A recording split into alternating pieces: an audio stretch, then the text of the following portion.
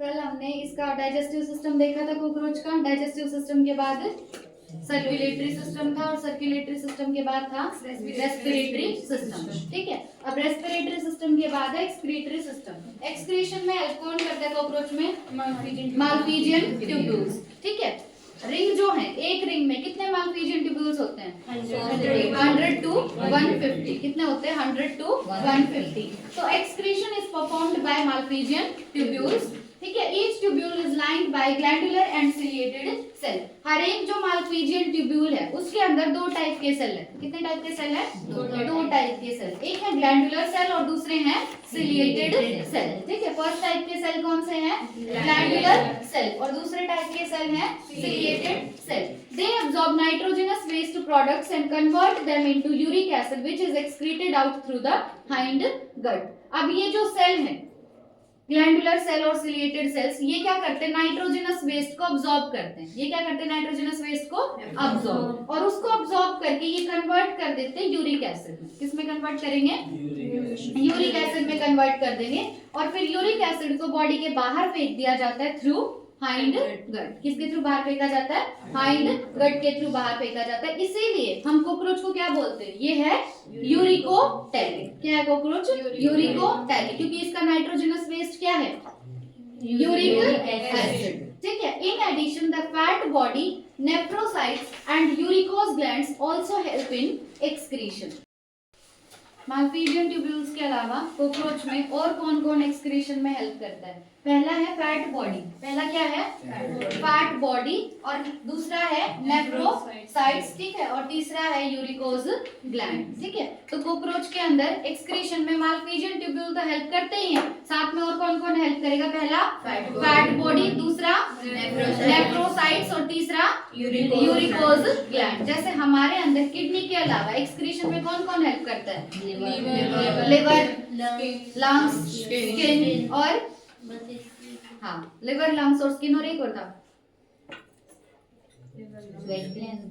नहीं, वो तो स्किन से हो गया। किडनी तो है सलाइवा, और क्या है? सलाइवा। लास्ट में एनसीईआरटी लिखती है ना कि क्या सलाइवा से भी एक्सक्रीशन होता है। तो इसके अंदर मालफिजियन ट्यूब्यूल्स के अलावा और कौन कौन हेल्प करे एक्सक्रीशन में? फैट बॉडी, यूरिकोज ग्लैंड और नेफ्रोसाइट्स। ठीक है, अब आता है नर्वस सिस्टम। एक्सक्रीटरी सिस्टम इतना ही था। The nervous system of cockroach consist of a series of fused segmentally arranged ganglia joined by paired longitudinal connectives on the ventral side।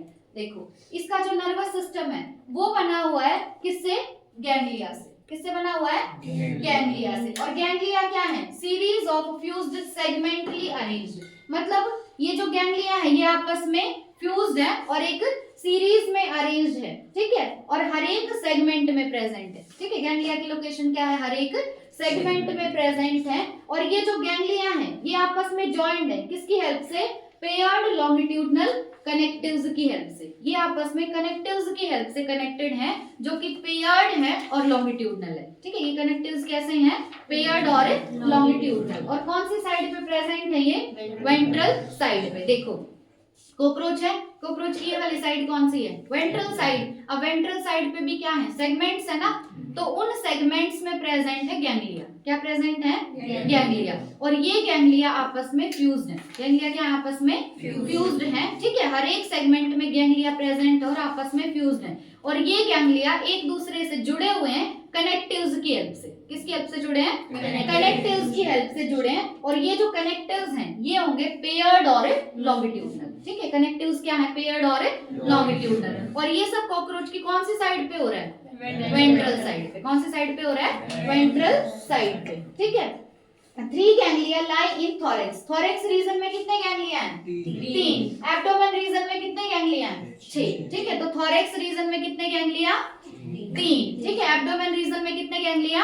6। उसके बाद the nervous system of cockroach is spread through out the body. Cockroach की पूरी body में फैला हुआ है उसका nervous system. ठीक है,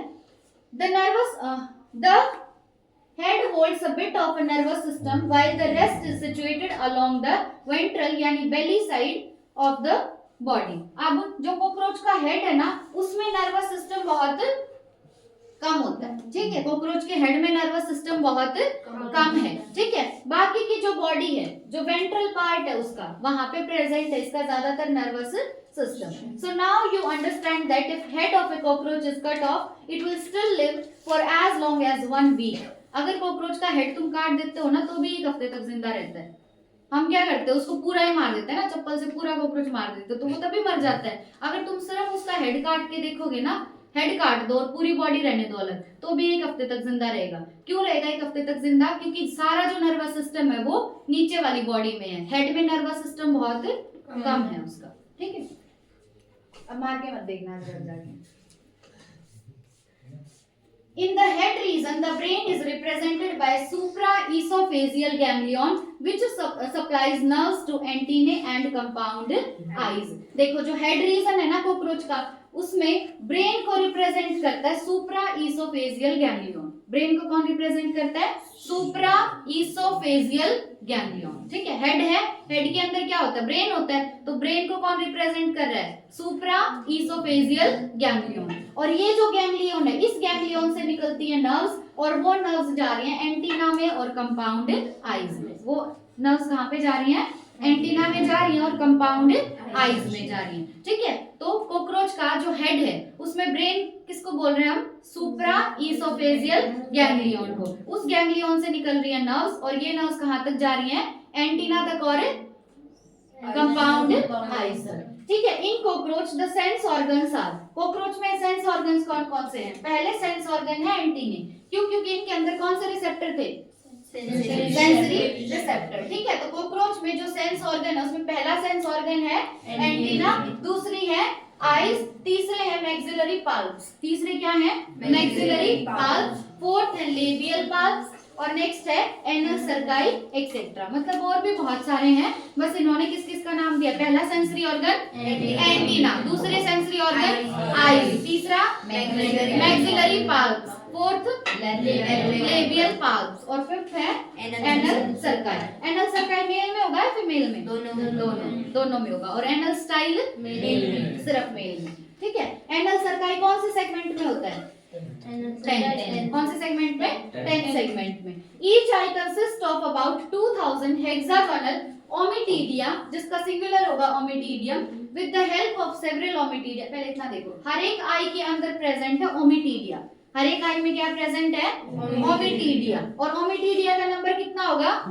2000। शेप कितनी होगी? कैसी होगी? शेप कैसी होगी? हेक्सागोनल होगी, ठीक है। अगर प्लूरल है तो ओमिटीडिया, और सिंगुलर है तो ओमिटीडियम बोलेंगे। With the help of several ommatidia, a cockroach can receive several images of an object. अब इसके अंदर बहुत सारे ओमिटीडिया हैं, तो अलग अलग ओमिटीडिया क्या देता है? अलग अलग इमेज देता है। तो एक ही ऑब्जेक्ट की इसको बहुत सारी इमेज मिलती है। जैसे हमें एक ऑब्जेक्ट की एक ही इमेज मिलती है, और वो इमेज मिलती है जो सबसे ज्यादा क्लियर हो। पर कॉकरोच के अंदर क्या है? लगभग कितने ओमिटीडिया हैं? 2000, ठीक है। तो इसे एक ऑब्जेक्ट की बहुत सारी इमेजेस मिलती हैं। This kind of vision is known as mosaic vision with more sensitivity but less resolution. यहाँ से अच्छा क्वेश्चन बनता है, देखो, ऐसा विजन जिसमें चीजें क्लियर ना हो, है ना, मतलब एक पैटर्न सा बन रहा हो, कोई भी चीज क्लियर नहीं दिख रही हो।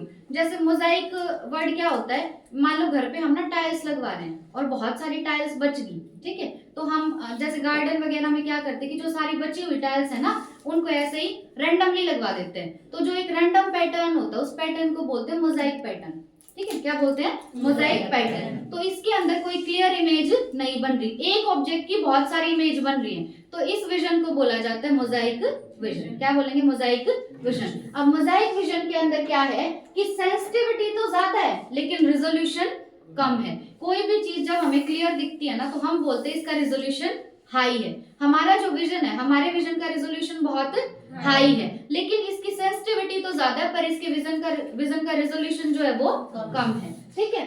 Being common during night, hence called nocturnal vision. और ये जो देख पाता है वो कौन से टाइम पे? रात के टाइम पे देख पाता है, तो इसीलिए हम इसको क्या कहते हैं कि इसका विजन है नॉक्टर्नल विजन। कैसा विजन है इसका?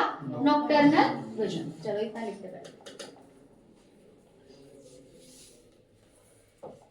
पहले कौन सा सिस्टम पढ़ा हमने? Excretory system. अब कॉकरोच में एक्सक्रीशन में कौन हेल्प करता है? Malpighian tubules. कौन हेल्प करता है? Malpighian tubules. मालफीजियन ट्यूब्यूल्स के अलावा फैट बॉडी हेल्प करेंगे और नेफ्रोसाइट्स हेल्प करेंगे और क्या था? Uricose gland. और क्या था? Uricose gland. ये सारे कॉकरोच में हेल्प करते हैं एक्सक्रीशन में। अब कॉकरोच में होगा क्या कि मालफीजियन ट्यूब्यूल्स के पास क्या आएगा? Nitrogenous waste. क्या आएगा? Nitrogenous waste. इस नाइट्रोजिनस वेस्ट को मालफीजियन ट्यूब्यूल किसमें कन्वर्ट कर देगी? यूरिक एसिड में। किसमें कन्वर्ट कर देती है? यूरिक एसिड में। और इस यूरिक एसिड को कॉकरोच बाहर निकालता है थ्रू हाइंड गट। किसके थ्रू बाहर निकालता है? हाइंड गट के थ्रू बाहर निकालता है। इसीलिए हम कहते हैं कि कॉकरोच कैसा एनिमल है? यूरिकोटेलिक। कॉकरोच कैसा एनिमल है? यूरिकोटेलिक। ठीक है। क्लास कौन सी है कॉकरोच की? इंसेक्ट। और कुछ नहीं एक्सक्रीशन में। एक्सक्रीटरी सिस्टम के बाद क्या है? Nervous system. अब नर्वस सिस्टम जो है ये बना हुआ है सीरीज ऑफ फ्यूज्ड गैंग्लिया से। ठीक है, सीरीज ऑफ लाइन रहेगी, ट्यूब्यूल्स होती है वो लाइन बाय सिलिएटेड और जो ये मालफीजियन ट्यूब्यूल है, मालफीजियन ट्यूब्यूल लाइंड है। इसमें दो सेल्स की लाइनिंग बनी हुई है। फर्स्ट टाइप के सेल्स कौन से हैं? ग्लैंडुलर और सेल्स। फर्स्ट टाइप के सेल्स कौन से? Glandular cells. और दूसरे टाइप के सेल्स हैं सिलिएटेड सेल्स। ठीक है। अब नर्वस सिस्टम के अंदर किससे बना हुआ है? नर्वस सिस्टम फ्यूज्ड गैंग्लिया से। किससे बना हुआ है? फ्यूज्ड गैंग्लिया से बना हुआ है। फिर क्या था? सेगमेंट। हाँ, ये जो गैंग्लिया है ये हर एक सेगमेंट के अंदर प्रेजेंट है ना? और कौन सी साइड पे प्रेजेंट है? वेंट्रल साइड पे। कौन सी साइड पे है? वेंट्रल साइड पे। कॉकरोच के अंदर जो नर्वस सिस्टम है वो उसकी पूरी बॉडी में फैला हुआ है ना? लेकिन हेड में नर्वस सिस्टम बहुत कम है। वेंट्रल साइड पे जो बेली साइड है उसकी, है ना, जो उसके पेट वाला एरिया है, वहां पे वहां पे जो हेड है, क्या बोल रही हूँ, वहां पे जो नर्वस सिस्टम है वो ज्यादा है ना? हेड में नर्वस सिस्टम बहुत कम है। हेड में नर्वस सिस्टम बहुत कम है, लेकिन जो वेंट्रल साइड है, जो बेली साइड है, वहां पे नर्वस सिस्टम ज्यादा है। तो अगर हम कॉकरोच का हेड काट भी देते हैं तो भी वो लगभग कितने टाइम तक जिंदा रहेगा? 1 वीक। ठीक है, लगभग 1 वीक तक वो जिंदा रहेगा। और क्या था? 3 गैंग्लिया थॉरेक्स में। हाँ, थॉरेक्स में कितने गैंग्लिया प्रेजेंट होते हैं? 3। थॉरेक्स में 3 गैंग्लिया। और एब्डोमेन में कितने गैंग्लिया हैं? 6। एब्डोमेन में कितने गैंग्लिया हैं? 6। एक हमने देखा था कि कॉकरोच है, कॉकरोच का हेड है, हेड के अंदर प्रेजेंट होगा ब्रेन। हेड में होगा ब्रेन, और ब्रेन को रिप्रेजेंट कौन करता है? सुप्रा ईसोफेजियल गैंग्लियन। सुप्रा ईसोफेजियल गैंग्लियन। और इस गैंग्लियन से निकलती है नर्व्स। यहाँ से क्या निकलेंगी? नर्व्स। वो नर्व्स 2 पार्ट्स तक जाती हैं। एक तो वो नर्व्स जाएंगी एंटीना तक, और दूसरा वो जाती है कंपाउंड आईज तक। अब हम बात करेंगे इसकी कंपाउंड आईज की। कंपाउंड आईज में प्रेजेंट है ओमिटीडिया। क्या प्रेजेंट है? ओमिटीडिया। सिंगुलर बोलोगे तो ओमिटीडियम। अब ओमिटीडिया का नंबर कितना है? 2000। शेप कैसी है इनकी? हेक्सागोनल। अब कई सारे ओमिटीडिया मिलके कॉकरोच को देते हैं एक मोजाइक विजन। कॉकरोच का विजन कैसा है? मोजाइक विजन है। मोजाइक विजन का मतलब क्या है कि एक ऑब्जेक्ट की बहुत सारी इमेजेस मिलेंगी, है ना? अब मोजाइक विजन जो है इसकी स्पेशलिटी क्या है कि इसका रिजोल्यूशन तो कम है। रिजोल्यूशन इसका कम है, लेकिन सेंसिटिविटी इसकी ज्यादा है। अब कॉकरोच जो है वो कैसा विजन शो करता है? नॉकटर्नल, मतलब वो रात में देख पाता है। ठीक है, इतना ही था। हाँ, सेंसरी ऑर्गन्स कौन कौन से हैं? सेंसरी ऑर्गन कौन कौन से? पहला है एंटीना। दूसरे क्या है? आईज। एंटीना क्यों? क्योंकि इसमें कौन से रिसेप्टर? सेंसरी। आईज कैसी होती कॉकरोच में? Compound eyes. तीसरे थे मैक्सिलरी पल्स। तीसरे थे मैक्सिलरी पल्स। फोर्थ है लेबियल और फिफ्थ थे एनल सर्काई। एनल सर्काई कौन से सेगमेंट में होंगे? Anal। मेल में भी और फीमेल में भी प्रेजेंट है।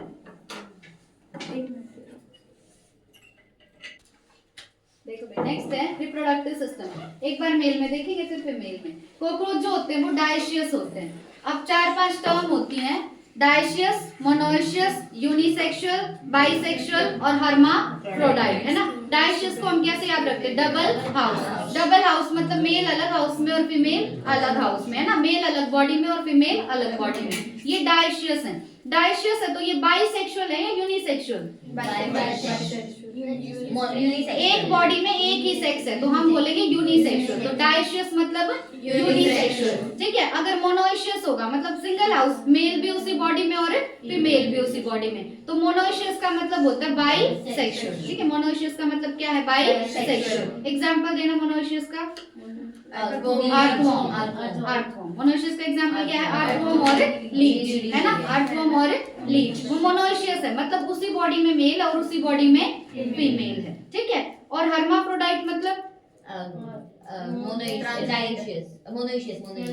हर्माफ्रोडाइट मतलब मोनोइशियस। मोनोइशियस मतलब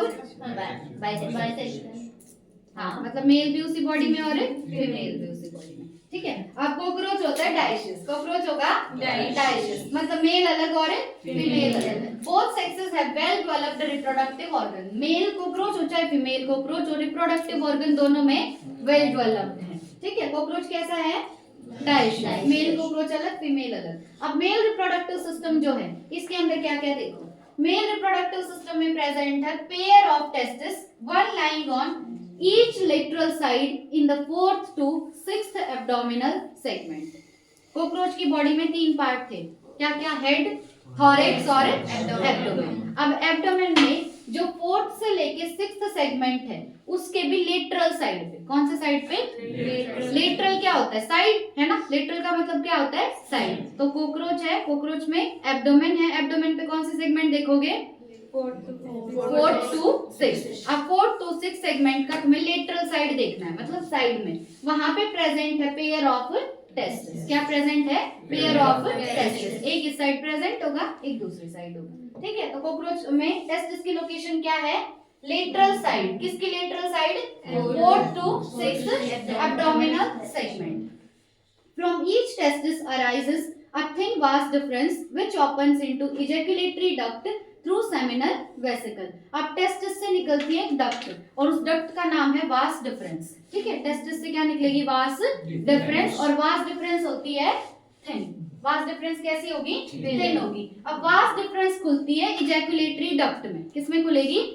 इजैकुलेटरी डक्ट में। पर उससे पहले उनके बीच में आता है सेमिनल वेसिकल। उससे पहले क्या आएगा? Seminal vesicle. तो सीरीज पूछते हैं इसकी। पहले क्या था? टेस्टिस। टेस्टिस से निकली वास डिफरेंस। वास डिफरेंस के बाद सेमिनल वेसिकल। सेमिनल वेसिकल के बाद ejaculatory duct. The ejaculatory duct open into male gonopore. अब इजैकुलेटरी डक्ट किस में खुलेगी? मेल गोनोपोर में। और मेल गोनोपोर की लोकेशन क्या है? Situated ventral to anus. जहां पे कॉकरोच में एनस है उस एनस के वेंट्रल साइड पे प्रेजेंट होगा मेल गोनोपोर, ठीक है। मेल कॉकरोच है, मेल कॉकरोच में जो उसका एनस होगा, एनस के वेंट्रल साइड पे प्रेजेंट होगा मेल गोनोपोर। और मेल गोनोपोर में कौन सी डक्ट खुलेगी? इजैकुलेटरी डक्ट खुलेगी, ठीक है। A characteristic mushroom shaped gland is present in the 6th to 7th abdominal segments which functions as an accessory reproductive gland। अब देखो दो टाइप के ग्लैंड होते हैं, एक रिप्रोडक्टिव ग्लैंड और एक एसेसरी ग्लैंड। रिप्रोडक्टिव ग्लैंड वो होते हैं जो रिप्रोडक्शन में पार्टिसिपेट करते हैं और एसेसरी ग्लैंड क्या? जो उसमें उसकी हेल्प करते हैं, ठीक है। तो रिप्रोडक्टिव पार्ट में तो क्या आ गया? टेस्टिस आ गया। एसेसरी ग्लैंड में क्या आएगा? इसके पास एक मशरूम शेप का ग्लैंड प्रेजेंट। और वो मशरूम शेप का ग्लैंड कौन से सेगमेंट में है? 6th to 7th abdominal segment में प्रेजेंट है, जो काम करेगा एज एसेसरी रिप्रोडक्टिव ग्लैंड, ठीक है। शेप कैसी है इसकी? मशरूम जैसी। कौन से सेगमेंट में है? 6th to 7th सेगमेंट में। The external genitalia are represented by male gonapophysis और फेलोमियर। कॉकरोच के अंदर जो एक्सटर्नल जेनाइटेलिया है, एक्सटर्नल जेनाइटेलिया को बोलते हैं मेल गोनापोफाइसिस। क्या बोलते हैं? Male gonapophysis. जैसे ह्यूमंस के अंदर मेल में पेनिस होता है, फीमेल में वजाइना होता है, वैसे कॉकरोच में क्या बोलेंगे? मेल गोनापोफाइसिस, मेल गोनापोफाइसिस या फेलोमियर। ये है इसका एक्सटर्नल जेनाइटेलिया। ठीक है, अब ये जो गोनापोफाइसिस या फेलोमियर है, ये होता है काइटिनियस एसिमेट्रिकल स्ट्रक्चर। पहली बात तो ये बना हुआ है काइटिन का, और ये है एसिमेट्रिकल। ठीक है, कैसा है? Asymmetrical. Surrounding the male gonopore. अब मेल गोनोपोर की लोकेशन क्या थी? एनस है, एनस के वेंट्रल साइड पे प्रेजेंट था मेल गोनोपोर। अब मेल गोनोपोर के चारों तरफ प्रेजेंट है गोनापोफाइसिस। क्या प्रेजेंट है? गोनापोफाइसिस या फेलोमियर। ठीक है, जो कि इसका एक्सटर्नल जेनाइटेलिया। किसका बना हुआ है फेलोमियर? काइटिन का। सिमेट्रिकल या asymmetrical? Asymmetrical. The sperms are stored in the seminal vesicle and are glued together in the form of bundles called spermatophores, which are discharged during copulation. अब जो स्पर्म है, sperm को स्टोर करने का काम है सेमिनल वेसिकल का। ठीक है, स्टोरेज का काम किसका है? सेमिनल वेसिकल का। और ये जो स्पर्म्स है ये आपस में चिपके हुए हैं, और चिपक के ये बना देते हैं स्पर्मेटोफोर। क्या बना देते हैं? स्पर्मेटोफोर। और जब भी कॉकरोच का, मेल और फीमेल कॉकरोच का कॉपुलेशन होगा, तो कॉपुलेशन के टाइम पे इन स्पर्मेटोफोर्स को डिस्चार्ज कर दिया जाता है, मतलब मेल की बॉडी से बाहर निकाल दिया जाता है। फिर आता है फीमेल रिप्रोडक्टिव सिस्टम। पहले मेल बताओ, आ गया समझ? बताओ, कॉकरोच मोनोशियस या डाइशियस? डाइशियस। डाइशियस। कॉकरोच होगा डाइशियस। डाइशियस मतलब मेल अलग और फीमेल अलग। तो पहले पढ़ेंगे मेल रिप्रोडक्टिव सिस्टम।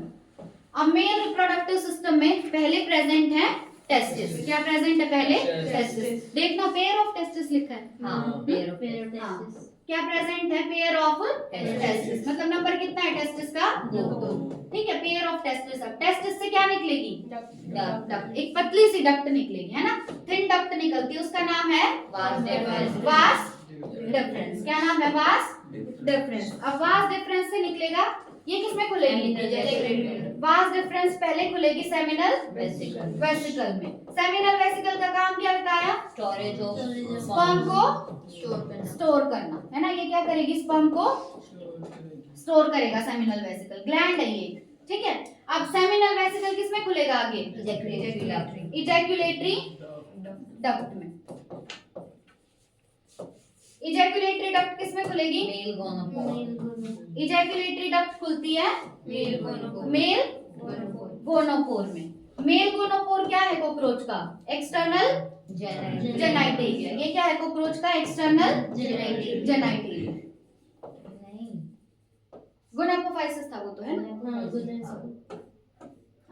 ये तो वेंट्रल सिचुएटेड है। मेल गोनोपोर की लोकेशन बताइए इन्होंने। लोकेशन क्या है? एनस है। एनस की कौन सी साइड पे होगा मेल गोनोपोर? वेंट्रल साइड पे। एनस की कौन सी साइड पे? वेंट्रल साइड पे। अब इस मेल गोनोपोर को सराउंड करके रखा है। मेल गोनोपोर को सराउंड किया किसने? गोनापोफाइसिस। मेल गोनापोफाइसिस ने। किसने? मेल गोनापोफाइसिस ने। मेल गोनापोफाइसिस का एक और नाम फेलोमियर। क्या एक और नाम? फेलोमियर। फेलोमियर किसका बना है? काइटिन का। किसका बना हुआ है? काइटिन का। और है साथ में सिमेट्रिकल। ठीक है, अच्छा सेगमेंट्स भी तो बताई थी। टेस्टिस की लोकेशन बताई थी शुरू में। हाँ, टेस्टिस जो है कौन से सेगमेंट में है? 4th to 6th सेगमेंट में प्रेजेंट है, और वो भी एब्डोमेन। कहाँ प्रेजेंट है? एब्डोमेन में। एब्डोमेन की कौन सी साइड पे?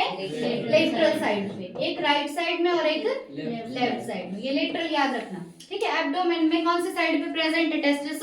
लेटरल साइड पे। कौन से सेगमेंट्स में? 4th to 6th सेगमेंट में। फिर एक और देखा था हमने, मशरूम शेप का ग्लैंड, है ना? कौन सी सेगमेंट दी है उसकी? 6th सेगमेंट, है ना? कॉकरोच के अंदर जो 6th एब्डोमिनल सेगमेंट है, उस 6th एब्डोमिनल सेगमेंट में एक मशरूम 6 to 7 है। हाँ, 6th to 7th abdominal segment 7th abdominal segment में प्रेजेंट है एक मशरूम शेप का एक्सेसरी रिप्रोडक्टिव ग्लैंड, मतलब जो रिप्रोडक्शन में पार्टिसिपेट नहीं करेगा पर उसमें हेल्प करेगा। ठीक है, अब ये जो मशरूम शेप का ग्लैंड है, और भी है इसके बारे में कुछ, बस ये दिया है कि ये है एक एक्सेसरी ग्लैंड। ये क्या है? एक accessory gland, accessory reproductive gland. ठीक है, स्टोरेज ऑफ स्पर्म किस में होगा? सेमिनल वेसिकल में होगा। ठीक है, और जब भी मेल और फीमेल कॉकरोच के बीच में कॉपुलेशन होगा तो कॉपुलेशन के टाइम पे रिलीज किसको किया जाता है? स्पर्मेटोफोर को। किसको रिलीज किया जाता है? स्पर्मेटोफोर। स्पर्मेटोफोर क्या है कि जो स्पर्म है वो आपस में ग्लू हो गए, है ना, चिपक गए स्पर्म आपस में, और चिपक के स्पर्म्स ने क्या बना दिया? स्पर्मेटोफोर। तो कॉपुलेशन के टाइम पे क्या रिलीज होते हैं? स्पर्मेटोफोर रिलीज होते हैं। ठीक है, और भी था कुछ?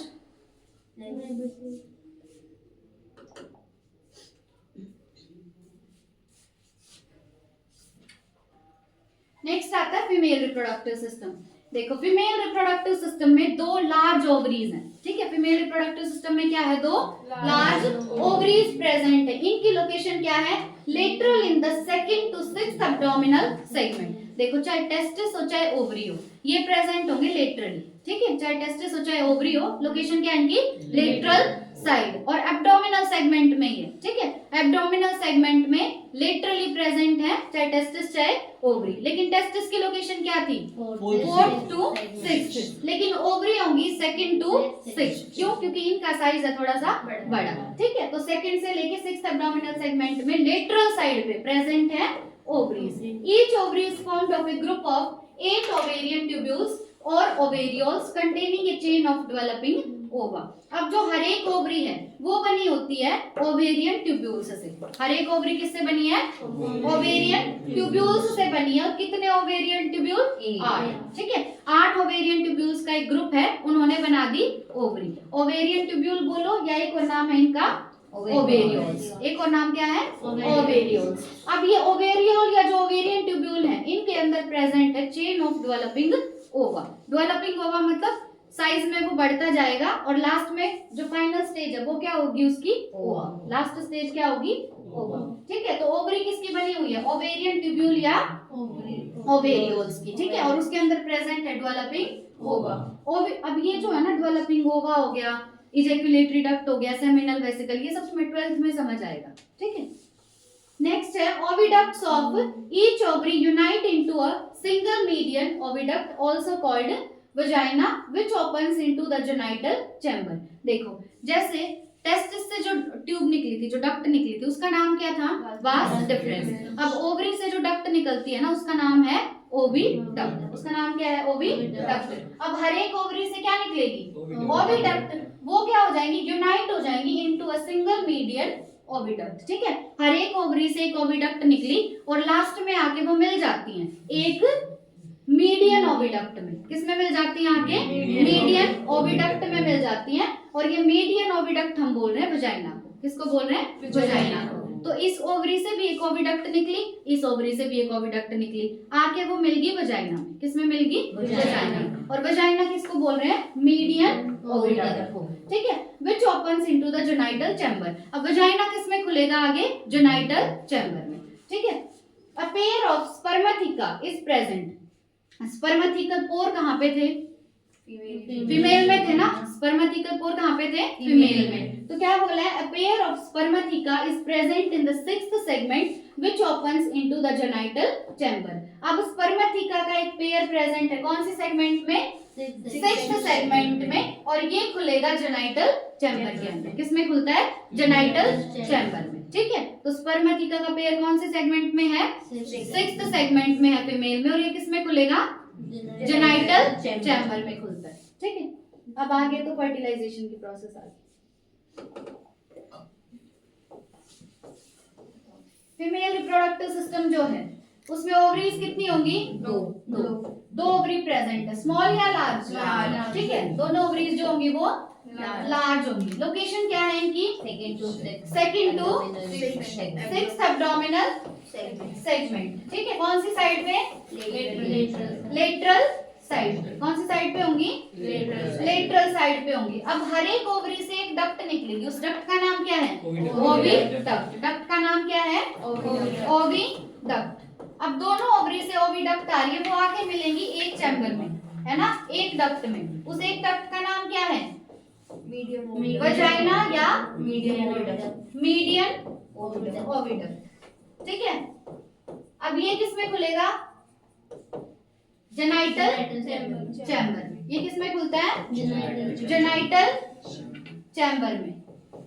ठीक है। और जेनाइटल चैम्बर में आके और कौन खुलेगा? Pair of spermatheca. ठीक है। कौन है इसके अंदर और कौन खुलेगा? Pair of spermatheca. कौन सी सेगमेंट में है? Sixth abdominal segment. इतना ही था ना इसमें? हाँ, एक ये था कि ओवरी जो है वो बनी हुई किससे हैं? ओवरीज किससे बनी है? 8 ओवेरियन ट्यूब्यूल से बनी है, या क्या बोलेंगे इनको? ओवेरियोल्स। और भी था कुछ? डेवलपिंग होगा। हाँ, ये जो ओवेरियन ट्यूब्यूल या ओवेरियोल है, इनमें क्या प्रेजेंट है? डेवलपिंग ओवा। ओवा हम बोलते हैं एग को। ठीक है। और था कुछ?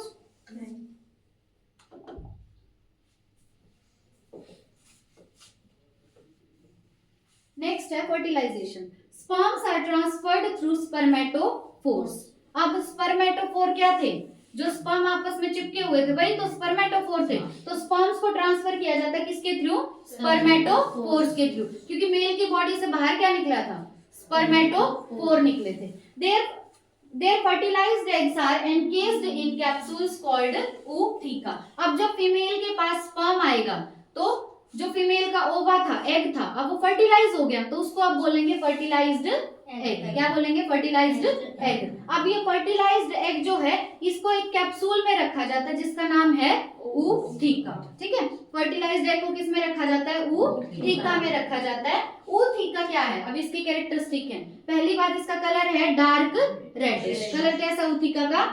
Dark reddish to blackish brown. ठीक है। ootheca एक कैप्सूल है जिसका कलर है dark reddish to blackish brown. Colour कैसा है? Dark reddish to blackish brown. ठीक है। साइज क्या है इसका? लगभग 3/8 मिलीमीटर लॉन्ग। ठीक है। 8 मिलीमीटर या 3/8 इंचेस लॉन्ग। ठीक है। इंचेस में कितना है? 3/8 और मिलीमीटर में कितना है?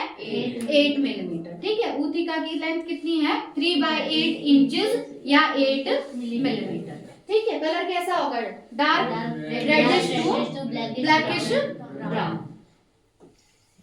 They are dropped or glued to a suitable surface, usually in a crack or crevice of high relative humidity near a food source. अब फीमेल को ये लगेगा ना कि यहाँ पे ह्यूमिडिटी ज्यादा है, यहाँ पे फूड सोर्स ज्यादा है, वहां पे वो अपने फर्टिलाइज्ड एग को रिलीज कर देती है और उसी सरफेस पे वो ग्लू हो जाएगा, मतलब चिपक जाएगा।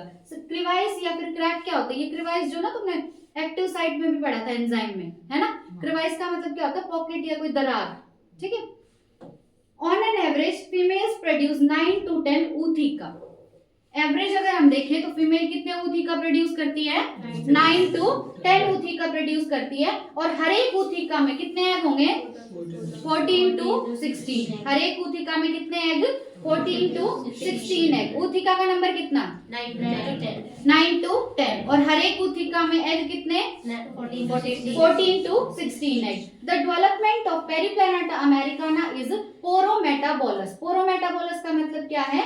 There is development through nymphal stage। अब यहाँ पे डायरेक्ट डेवलपमेंट नहीं है, बीच में एक स्टेज आएगी और उस स्टेज का नाम है निम्फल स्टेज, यानी बीच में निम्फ बनेगा। क्या बनेगा? बीच में निम्फ बनेगा। इसीलिए इसकी डेवलपमेंट को हम बोलते हैं पोरोमेटाबोलस। कॉकरोच की डेवलपमेंट कैसी है? पोरोमेटाबोलस। यानी एग से डायरेक्ट अडल्ट नहीं बनता, बीच में एक स्टेज बनेगी, स्टेज का नाम है निम्फ। स्टेज का नाम क्या है? निम्फ। निम्फल स्टेज है। तो डेवलपमेंट क्या होगी? पोरोमेटाबोलस। ठीक है। The nymph look very much like adult. ये जो निम्फ होता है ये ज्यादातर किसके जैसा दिखता है?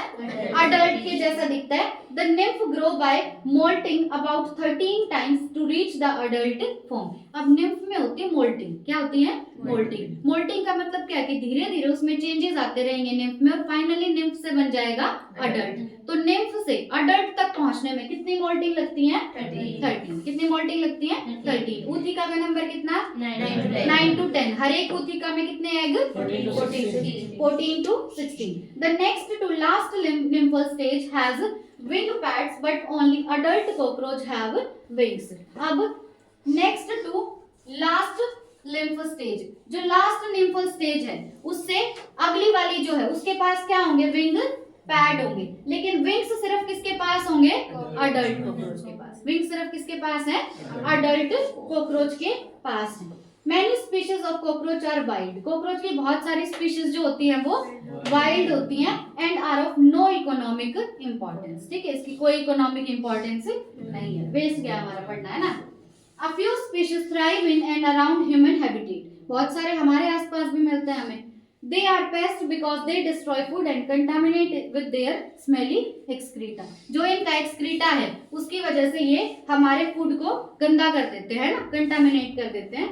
They can transmit a variety of bacterial diseases by contaminating food material। हमारे फूड मटेरियल पे ये अपना एक्सक्रीटा छोड़ देते हैं जिससे हमारा फूड मटेरियल कंटामिनेट हो जाता है यानी गंदा हो जाता है। ठीक है, और उसकी वजह से हो सकती है बहुत सारी बैक्टीरियल डिजीज। यहाँ पूछ सकता है बैक्टीरियल की जगह वायरल डाल देगा, प्रोटोजोआ डाल देगा। ठीक है, तो कौन से डिजीजेस फैला सकता है ये?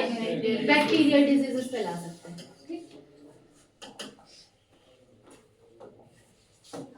जो मेल है, मेल की बॉडी से क्या रिलीज हुए? स्पर्मेटोफोर। क्या रिलीज हुए? स्पर्मेटोफोर रिलीज हुए, जो और कुछ नहीं है बल्कि इन्हीं के अंदर स्पर्म ब्यूड है ना, चिपके हुए हैं। अब स्पर्मेटोफोर ने स्पर्म रिलीज किए और स्पर्म और एग का फ्यूजन हुआ तो हमें मिले फर्टिलाइज्ड एग। क्या मिले? फर्टिलाइज्ड एग मिले। इस फर्टिलाइज्ड एग को फीमेल एक कैप्सूल में स्टोर करती है। उस कैप्सूल का नाम है ऊथिका। क्या नाम है? ऊथिका। ठीक है, फीमेल जो है वो कितने ऊथिका रिलीज करती है? 9 to 10। और हर एक ऊथिका में कितने फर्टिलाइज्ड एग होंगे? 14 to 16 एग होंगे। ठीक है, अब ऊथिका के कैरेक्टरिस्टिक थे। कलर इसका हो सकता है dark reddish to blackish brown. Dark reddish to blackish brown. Blackish brown हो सकता है इसका कलर। ठीक है, और क्या था? जब भी फीमेल को लगेगा कि इस एरिया में ह्यूमिडिटी ज्यादा है, यहाँ पे फूड ज्यादा है, वहां पे वो अपना ऊथिका रिलीज कर देती है। कहाँ रिलीज करेगी? एक क्रैक में या एक वाइस या रिवाइस जो भी बोलो। ठीक है, दरार में वो अपना ऊथिका रिलीज कर देगी। ठीक है, ऊथिका में कितने हैं? 14 to 16। ठीक है, ऊथिका का नंबर कितना? 9 to 10। अब था कि कॉकरोच में पेरिप्लैनेटा अमेरिकाना है ना, जो मोस्ट कॉमन है। पेरिप्लैनेटा अमेरिकाना में जो डेवलपमेंट है वो कौन सी है? पोरोमेटाबोलस। पोरोमेटाबोलस डेवलपमेंट का मतलब क्या है कि डायरेक्ट अडल्ट नहीं बनता, बीच में एक स्टेज बनती है, उस स्टेज में बनेगा निम्फ। क्या बनेगा? निम्फ बनेगा, जिसको निम्फल स्टेज बोलते हैं, है ना। अगर निम्फ को अडल्ट तक पहुंचना है तो कितनी मोल्टिंग होगी बीच में? 13 टाइम्स मोल्टिंग होगी वहां पे। और जो next to last nymphal stage है उसके पास प्रेजेंट होते विंग पैड। क्या होंगे? Wing pad. लेकिन विंग्स सिर्फ प्रेजेंट होते हैं अडल्ट कॉकरोच में। ठीक है, कॉकरोच की कोई भी इकोनॉमिक इंपॉर्टेंस नहीं होती। ठीक है, ये हमारे खाने को कंटामिनेट करता है सिर्फ, और कौन सी डिजीजेस फैलाएगा? बैक्टीरिया।